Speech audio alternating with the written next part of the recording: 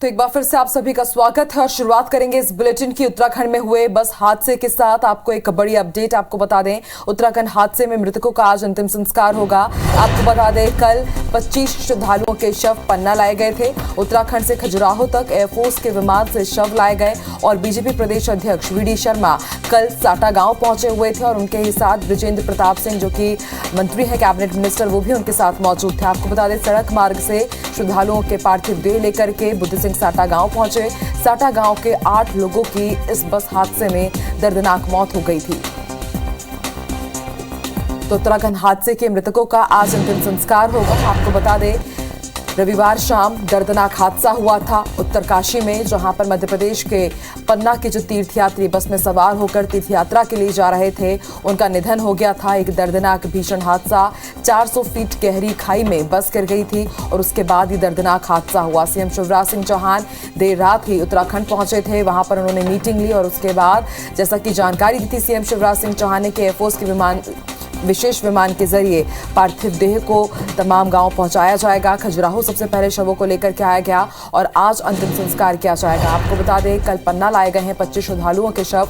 उत्तराखंड से खजुराहो तक एयरफोर्स के विमान के जरिए शव लाए गए और फिर बीजेपी प्रदेश अध्यक्ष वी डी शर्मा और कैबिनेट मिनिस्टर बृजेंद्र प्रताप सिंह कल साटा गांव पहुंचे और आज श्रद्धालुओं का अंतिम संस्कार किया जाएगा।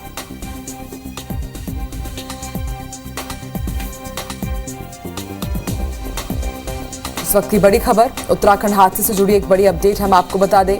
मध्य प्रदेश के लिए बेहद दुखदायक ये समय, बेहद बड़ी क्षति मध्य प्रदेश के लिए। आज अंतिम संस्कार किया जाएगा तमाम श्रद्धालुओं का। आपको बता दें, 25 श्रद्धालुओं के शव कल विशेष विमान के जरिए खजुराहो लाए गए और फिर उसके बाद सड़क मार्ग से टीमों की तैनाती की गई थी। उन टीमों ने अलग अलग गांव, जहां के वो ये परिजन रहने वाले थे, मृतक रहने वाले थे, जिनका निधन हुआ था, उन सभी को उनके शव उनके गांव पहुंचाए गए। आपको बता दें, मंत्री बृजेंद्र प्रताप सिंह भी कल बुद्ध सिंह साटा गांव पहुंचे। साटा गांव के 8 लोगों की इस दर्दनाक हादसे में मौत हुई थी। 25 श्रद्धालुओं के शव कल पन्ना लाए गए हैं। 24 ने नजर बना करके रखी हुई है और पल पल की अपडेट हमने आप तक पहुंचाई है। उत्तराखंड से खजुराहो तक एयरफोर्स के विमान से शव लाए गए। बीजेपी प्रदेश अध्यक्ष जो कल ही उत्तराखंड के लिए रवाना हुए थे, वो इन शवों के साथ कल वापस लौटे और उनके साथ कैबिनेट मिनिस्टर बृजेंद्र प्रताप सिंह भी मौजूद थे। सड़क मार्ग के जरिए श्रद्धालुओं के पार्थिव शरीर वो लेकर पहुंचे और मंत्री बृजेंद्र प्रताप सिंह भी कल बुद्ध सिंह साटा गांव पहुंचे।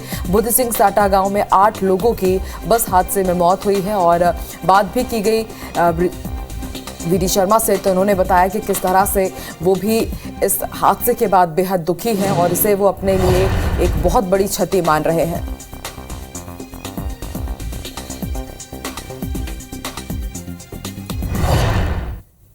और ज्यादा जानकारी के लिए सीधे रुक कर लेते हैं पन्ना के सिमरिया से हमारे सहयोगी विजेंद्र पांडे इस वक्त हमारे साथ लाइव जुड़ रहे हैं। विजेंद्र, क्या कुछ ताजा अपडेट, क्या कुछ आप अभी फिलहाल देख पा रहे हैं? क्योंकि बुद्ध साटा गांव के साथ ही सिमरिया के लिए बेहद बड़ी क्षति, मध्य प्रदेश निवासी इस वक्त बेहद दुखी हैं। क्या कुछ तस्वीरें आप देख पा रहे हैं वहां पर?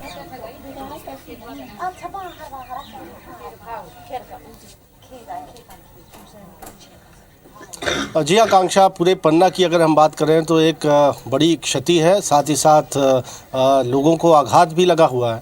और इस वक्त मैं आपको आकांक्षा बता दूं, बुद्ध सिंह साटा गांव में मौजूद हूं, जो कि पन्ना ज़िले में ही स्थित है। जो 25 यात्रियों की दर्दनाक मौत हुई, उनमें से 8 लोग जो थे वो इसी गांव के रहने वाले थे। नज़ारा मैं आपको दिखा देता हूं। अभी आप देखेंगे कि अंतिम संस्कार की जो तैयारियां हैं वो अब शुरू की जानी है। और महत्वपूर्ण बात यह है कि इस पूरे गांव में मातम का माहौल है। ऐसा नहीं है कि सिर्फ 8 परिवारों में ही ये मातम का माहौल है, पूरे गांव में मातम का माहौल है। और अभी आप देखेंगे कि पार्थिव देह जो देर रात यहाँ लाई गई थी, रोते बिलखते लोग अपने कांधों में लेकर अंतिम संस्कार के लिए निकल भी पड़े हैं। बेहद गमगीन नज़ारा इस वक्त हम अपने दर्शकों को दिखा रहे हैं आकांक्षा। हालांकि हम नहीं चाहते इस दुख को बढ़ाना, लेकिन ये हादसा कितना गंभीर था ये सब जानते हो। यही वजह है कि मुख्यमंत्री ने लगातार इसमें तत्परता दिखाई। प्रदेश भाजपा अध्यक्ष वी डी शर्मा, जो कि खजुराहो से सांसद भी हैं, उन्होंने तत्परता दिखाई और प्रयास सरकार का यही रहा कि जल्द से जल्द पार्थिव देह जो हैं वो परिवारों तक पहुंचाई जा सके। और यही वजह है कि एयरफोर्स के विमान के ज़रिए पार्थिव देहों को यहाँ लाया गया था। और अब रोते बिलखते परिवार जो है आकांक्षा अंतिम संस्कार के लिए अपनों को ले जा रहा है।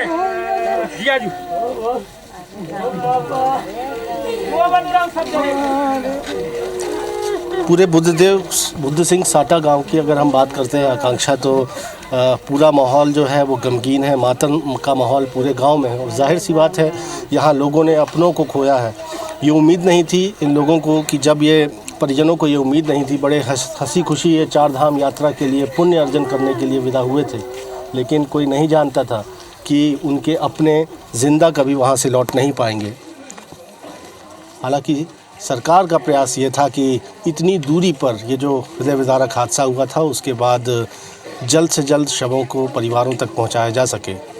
और हम कहें कि 24 घंटों के भीतर सरकार ने ये करके भी दिखाया और एक सम्मिलित प्रयास की वजह से ये मुमकिन हो पाया कि आज ससम्मान अंतिम संस्कार परिजन अपनों का कर पा रहे हैं। आकांक्षा ये चंद परिवारों की ही बात नहीं है, अगर हम पूरे गांव की बात करते हैं तो इस गांव में कल रात चूल्हा नहीं जला, किसी घर में चूल्हा नहीं जला जी। बिल्कुल विजेंद्र, बेहद मतलब समझ नहीं आ रहा है क्या कहा जाए क्या ना कहा जाए।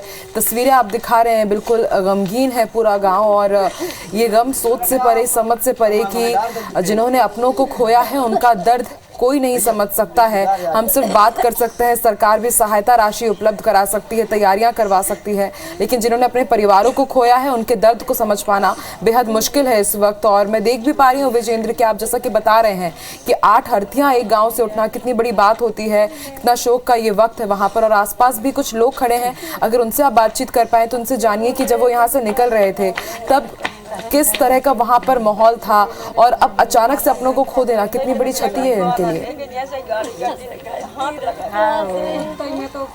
अगर वो बात करने के उसमें हो तो विजय। आकांक्षा देखिए, रोती बिलखती आंखें हैं बुद्ध सिंह साटा गांव की तमाम महिलाएं हैं और हम बात करने की कोशिश भी आप लोगों से करेंगे। जब ये लोग 4 धाम यात्रा में गए थे तब कैसा माहौल था, क्या कहेंगे आप?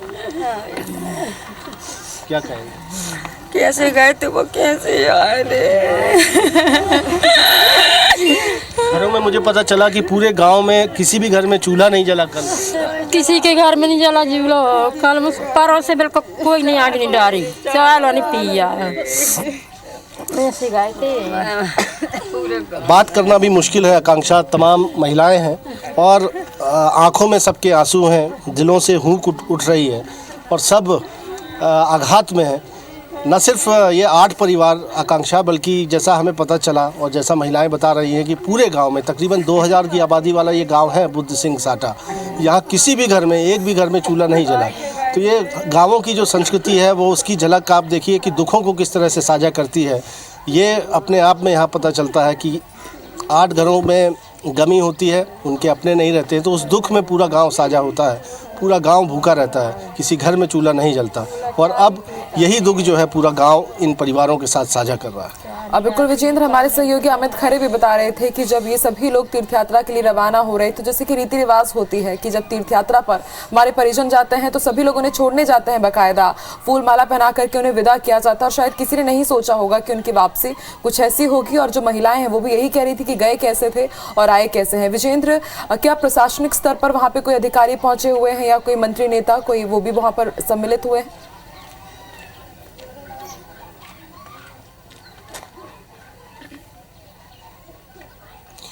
देखिए, तमाम जो अधिकारी हैं वो देर रात से यहाँ पर मौजूद थे। प्रदेश भाजपा अध्यक्ष वी.डी. शर्मा भी पहुँचे थे, मंत्री बृजेंद्र प्रताप सिंह भी पहुँचे थे। और अब हम कहें कि अंतिम संस्कार की जो पूरे क्रियाक्रम है वो शुरू हुआ है एक तरह से। और अभी भी आपने देखा कि एक घर से जब 2 अर्थियाँ बाहर निकली तो साथ में पुलिसकर्मी जो थे वो साथ में थे। प्रशासन की ओर से ऐसा कहा गया है कि दुख की इस घड़ी में वो यही कर सकते हैं कि अंतिम संस्कार के लिए पूरी व्यवस्थाएं कर दी जाए, और ऐसी व्यवस्था प्रशासन की ओर से की गई है। माना जा रहा है कि ये अंतिम संस्कार चूँकि अब ये शुरू ही हुआ है, 8 घरों से जो पार्थिव देह हैं वो निकाली जानी है और एक एक कर ये अंतिम संस्कार जब होगा तो माना जा रहा है कि इसमें स्थानीय जो नेता हैं और सांसद हैं वी.डी. शर्मा वो शामिल हो सकते हैं। बाकी यहाँ के पन्ना ज़िले के जो कलेक्टर हैं, एसपी हैं, सागर संभाग के आईजी और कमिश्नर हैं, वो भी यहाँ पर मौजूद रहेंगे। और हालात आप समझ सकते हैं कि सभी घरों से जो 8 घर हैं जहां पार्थिव देह हैं कल रात में पहुंची हैं, एक एक करके अर्थियां जो हैं वो घरों से निकल रही हैं। बेहद गमगीन माहौल है, पूरे गांव में मातम का माहौल है और अंतिम संस्कार अब शुरू हुआ है। ठीक है विजेंद्र, हम एक बार फिर से आपकी तरफ रुख करेंगे और जानकारी आपसे लेंगे। अंदाजा लगाया जा सकता है कि अभी एक गांव से जब 2 लोगों को विदा किया गया है, अंतिम विदाई उन्हें दी गई है, तो किस तरह का वहां पर माहौल देखा जा रहा है। और मध्य प्रदेश के लोगों ने तो 25 लोगों को गंवाया है। सभी लोगों के घर में भी कैसा माहौल होगा, कैसा वातावरण होगा, सोच के भी परे, समझ के भी परे है। शुक्रिया फिलहाल पूरी जानकारी देने के लिए। तो IBC 24 का परिवार भी तमाम उन लोगों को श्रद्धांजलि अर्पित करता है जिन्होंने इस हादसे में अपनी जान गंवाई है और जो शोकाकुल परिवार है उनके प्रति हमारी भी संवेदना है। चलिए बढ़ते हैं आगे। दमोह में एक सड़क हादसा हुआ है। 2 अलग अलग हादसों में 4 लोगों की मौत हो गई है। सतना के हथनी पुल के पास ट्रक ने बाइक को टक्कर मारी और ट्रक की टक्कर से बाइक सवार दोनों युवकों की मौके पर ही मौत हो गई। वहीं दूसरा हादसा देहात थाने के पुरा पायरा गांव में हुआ है, जहां पर बेकाबू होकर ट्रैक्टर पलटने से 2 लोगों की दर्दनाक मौत हो गई। तो मध्य प्रदेश में कल हादसों का दिन रहा। अलग अलग हादसों में 13 लोगों की मौत हो गई है।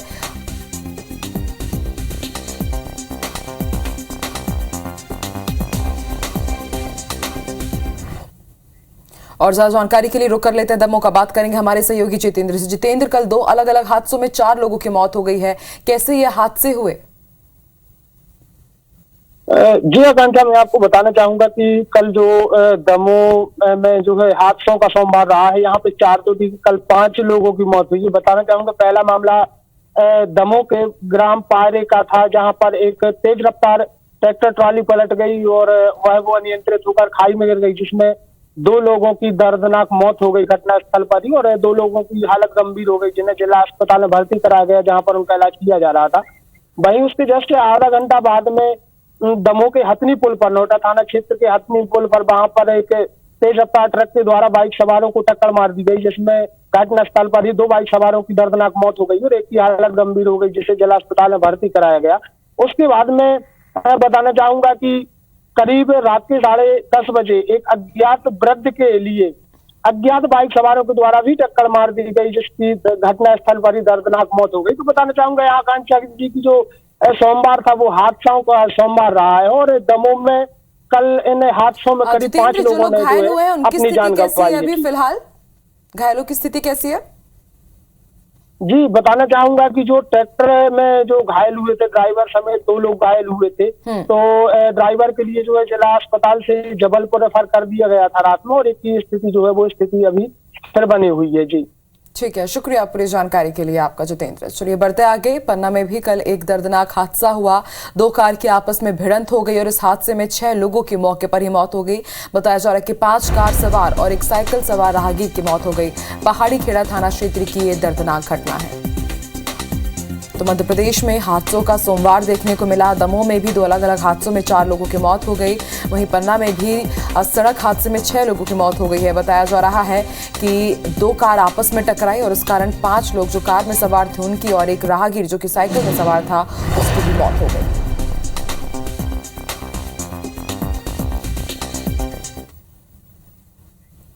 इसी के साथ IBC 24 आपसे ये अपील करना चाहेगा कि तेज गाड़ी आप ना चलाएं और अगर आप सड़क पर चल रहे हैं तो थोड़ा संभल कर चलें, क्योंकि लगातार हम देख रहे हैं कि मध्य प्रदेश में रफ्तार का कहर देखने को मिल रहा है। चलिए बढ़ते आगे, रुक करेंगे कुछ क्राइम की खबरों का। बड़ी खबर आपको बैतूल से बता दें, क्रिकेटर नमन ओझा के पिता को गिरफ्तार किया गया है। पूर्व बैंक मैनेजर विनय कुमार ओझा की गिरफ्तारी हुई है। आपको बता दें, बैंक ऑफ महाराष्ट्र की शाखा में मैनेजर थे विनय कुमार ओझा और 2013 में बैंक में पदस्थ रहते करीब 1.25 करोड़ का गबन किया था। मुल्ताई पुलिस ने गबन के आरोप में इनकी गिरफ्तारी की है।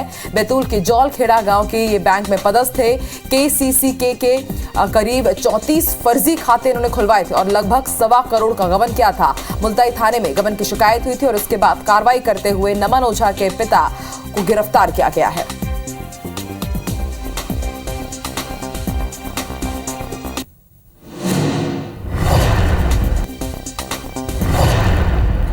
और ज्यादा जानकारी के लिए सीधे रुक कर लेते हैं बैतूल का। बात करेंगे हमारे सहयोगी नंदकिशोर से। नंदकिशोर, एक बड़ा मामला बैतूल में सामने आया है। नमन ओझा के पिता को गिरफ्तार किया गया।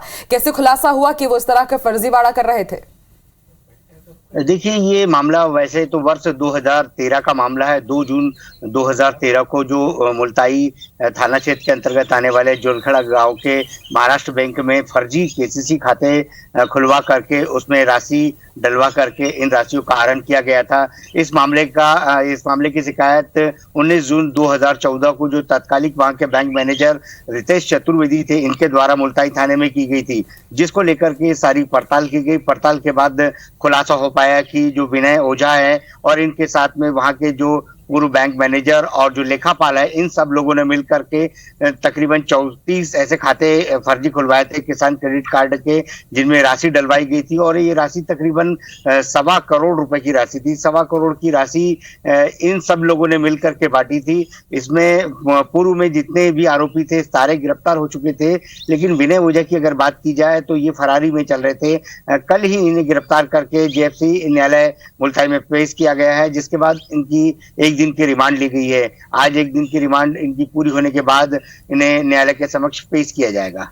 जी ठीक है, आप भी नजर बना के रखिएगा नंद किशोर, शुक्रिया पूरी जानकारी के लिए। तो चलिए बढ़ते आगे और अब रुख कर लेते हैं रायपुर का।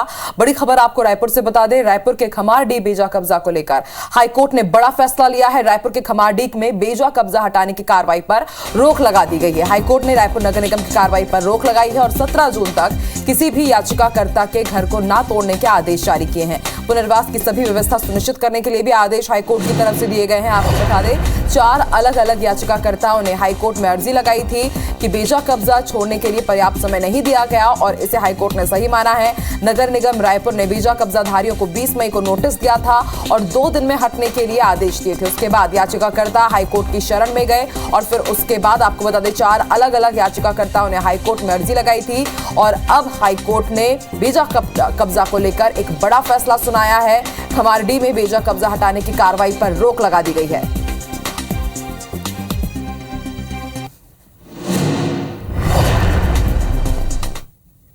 और ज्यादा जानकारी के लिए रुक कर लेते हैं रायपुर का, बात करेंगे हमारी सहयोगी प्रिया से। प्रिया, हाईकोर्ट ने बड़ा फैसला लिया है।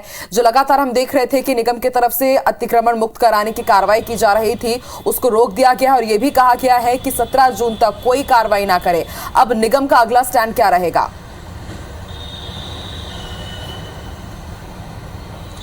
बिल्कुल आकांक्षा, हाईकोर्ट ने एक नया फैसला लिया है।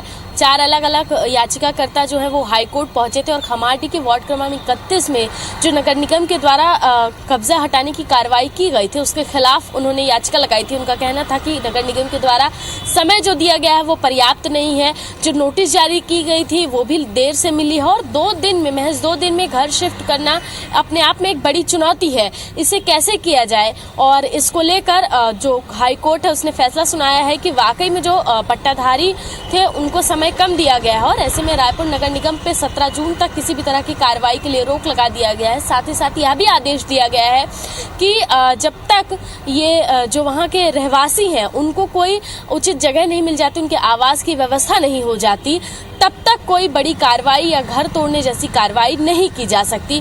एक बड़ा ही मानवीय फैसला है क्योंकि खमारडीह का जो क्षेत्र है हम देखते हैं वहाँ पर कई पट्टाधारी रहते हैं और कम समय में विस्थापन जो है एक बड़ी चुनौती हो सकती है। तो इसलिए रायपुर नगर निगम के फिलहाल जो फैसले है उस पर रोक लगा दिया गया। हालांकि 17 जून के बाद क्या इस पर फैसला लिया जाता है उसके आगे रायपुर नगर निगम कार्रवाई कर सकता है। ये उम्मीद भी कि 17 जून के बाद एक तिथि सुनिश्चित की जा सकती है। ये तिथि चाहे हाईकोर्ट के द्वारा दी जाए या नगर निगम को दिया जाए कि 1 हफ्ते के अंदर या 1 महीने के अंदर इन तमाम पट्टाधारियों को वहां से विस्थापित किया जाए, उनके आवास के लिए बेहतर व्यवस्था की जाए और उसके बाद कार्रवाई की जा सकती है। फिलहाल ये उम्मीद है, लेकिन 17 जून के बाद स्थिति साफ हो पाएगी कि क्या स्थितियां बन रही हैं, क्योंकि 17 जून को अगली सुनवाई रखी गई है। ठीक है प्रिया, बने रहिए हमारे साथ। इस वक्त की बड़ी खबर अपने दर्शकों को हम बता दें कि एक बड़ा फैसला लिया गया है बिलासपुर के हाईकोर्ट की तरफ से और उसमें साफ तौर पर यह बताया गया है कि किस तरह से अभी 17 जून तक निगम कोई भी कार्रवाई नहीं करेगा। आपको बता दें बेजा कब्जा हटाने की कार्रवाई पर रोक लगा दी गई है। 4 याचिकाकर्ताओं ने याचिका पेश की थी और उसके बाद उस पर सुनवाई करते हुए नगर निगम की कार्रवाई पर रोक लगा दी गई है। इसके साथ ही निगम को यह भी आदेश दिए गए हैं कि आपको पूरी तरह से विस्थापन अगर आप कर रहे हैं, अतिक्रमण मुक्त करवा रहे हैं उस जगह को, तो आपको पूरी व्यवस्था करनी होगी कि आखिर वहां पर जो लोग पहले रह रहे थे वो कहां पर रहेंगे। वीजा कब्जा छोड़ने के लिए पर्याप्त समय नहीं दिया गया और यही बात लगातार जो वहां पर रह रहे थे लोग, वहां के जो निवासी थे, वो भी इसी मांग को उठा रहे थे कि हमें वहां से हटने के लिए पर्याप्त समय नहीं दिया गया और उसे ही शायद यहां पर हाईकोर्ट ने सही माना है और उसके बाद वीजा कब्जा हटाने की कार्रवाई पर फिलहाल रोक लगा दी गई। 17 जून तक निगम कोई भी कार्रवाई नहीं कर पाएगा। चलिए, प्रिया लगातार हमारे साथ बनी हुई और हमारे साथ बिलासपुर से लाइव इस वक्त विशाल झा भी जुड़ गए हैं। विशाल, हाईकोर्ट ने एक बड़ा फैसला सुनाया है, बड़ा आदेश दिया है, क्या कुछ लिखा गया है इस आदेश में, क्या निर्देश है निगम के लिए इसमें? निश्चित तौर पे ये एक बड़ा आदेश है और खास करके जो याचिकाकर्ता है, जो इस पूरे मामले में 4 याचिकाकर्ता हैं जो कि प्रभावित हैं, खमारडीह के रहने वाले हैं, पट्टा धारक आवासीय क्षेत्र में वो रहते हैं, उनका ये उन्हें बड़ी राहत मिली है हाईकोर्ट से। साफ तौर पे कोर्ट ने ये पहले भी ये कहा था पुराने आदेश में कि यह बिना पुनर्वास करवाए इनको हटाना मौलिक अधिकार का हनन है। इसके अलावा जब निगम इनके कोर्ट के पुराने आदेश पर कोई तामील करती हुई नहीं दिखी तो कोर्ट ने ये याचिकाकर्ता फिर से कोर्ट पहुंचे और याचिकाकर्ताओं ने कहा कि अभी भी उनके साथ ठीक व्यवहार नहीं किया जा रहा है और लगातार निगम द्वारा कोर्ट के आदेश के बावजूद भी हटाने की कार्रवाई की जा रही है और लगातार नोटिस आ रही है। तो इस तरह से जो पुराना नोटिस आया था उस नोटिस पर भी कोर्ट ने अमल किया था और रोक लगा दी गई थी, लेकिन अब कोर्ट ने सख्त रुख अपनाया है और कोर्ट ने साफ तौर पे कहा है कि 17 जून तक की एक मुकम्मल समय दिया है कोर्ट ने कि इन्हें पुनर्वासित किया जाए। तब तक जो इन्हें अपने पुराने जगह से हटाया नहीं जाएगा। तो इस तरह से कोर्ट ने तमाम याचिकाकर्ताओं को बड़ी राहत दी है। हाईकोर्ट के ग्रीष्मकालीन बेंच ने यह निर्णय सुनाया है। ठीक है, आप दोनों पे नजर बना के रखिएगा। फिलहाल तो यहाँ पर जो निवासी थे उनके लिए एक राहत की बात है। शुक्रिया पूरी जानकारी के लिए। तो रायपुर के मामले में हाईकोर्ट ने बड़ा फैसला सुनाया है। चलिए बढ़ते आगे, अब रुक कर लेते हैं बिलासपुर की, जहां पर फूड पॉइजनिंग का मामला सामने आया है। जी हाँ, बिलासपुर के बिल्हा इलाके में चाट गुपचुप खाने के बाद 24 लोग फूड पॉइजनिंग के शिकार हो गए, जिसमें एक बच्चे की मौत भी हो गई, जबकि 4 बच्चों की हालत गंभीर है। ये घटना बिल्हा इलाके के देवकिरारी गांव की है, जहां चाट गुपचुप खाने के बाद लोगों की तबियत बिगड़नी शुरू हुई। इनमें महिलाएं और बच्चे भी शामिल हैं। गंभीर रूप से पीड़ित 4 बच्चों को इलाज के लिए बिलासपुर सिम्स लाया गया, जिसमें रास्ते में 9 साल की बच्ची मीनाक्षी कोसले की मौत हो गई, जबकि उसकी बहन 11 साल की साक्षी की हालत गंभीर बनी हुई है।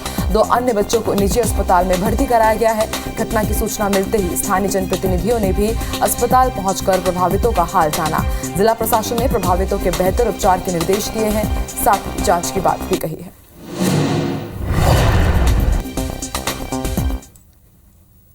किस तरह से कांग्रेसी आपस में ही जूझ गए। जी हां, भोपाल में पार्षद के टिकट को लेकर सोमवार को कांग्रेसियों में जमकर लात घूंसे चले। बाहरी के मुद्दे पर कांग्रेसी एक दूसरे पर कुर्सियां लेकर टूट पड़े। झूमा झटकी मारपीट के साथ एक दूसरे के साथ गाली गलौज भी की गई। पार्षदों की दावेदारी को लेकर कांग्रेस जिला अध्यक्ष कैलाश मिश्रा भी मौजूद रहे। बता दें कि इस बार के भोपाल नगर निगम के चुनाव में कांग्रेस ने अपनी स्ट्रैटेजी और टिकट बांटने का फॉर्मूला बदल दिया है। पार्टी दफ्तर में दावेदारों से बायोडेटा लेने के साथ वरिष्ठ नेता वार्डों में जाकर सर्वे कर रहे हैं। मीटिंग भी ली जा रही है ताकि जिताऊ दावेदारों को तलाशा जा सके। और इसी के चलते सोमवार को जिला अध्यक्ष मिश्रा समेत अन्य वरिष्ठ कांग्रेस बोगदा पुल के पास शादी गार्डन में कार्यकर्ताओं की मीटिंग लेने पहुंचे थे। इसमें वार्ड नंबर 40, 41, 44, 58, 59, 69, 70 और 71 के कार्यकर्ता शामिल हुए। इसी दौरान उनमें विवाद हुआ और विवाद के वीडियो सामने आने के बाद वरिष्ठ नेताओं ने अब मामले में चुप्पी साध ली है।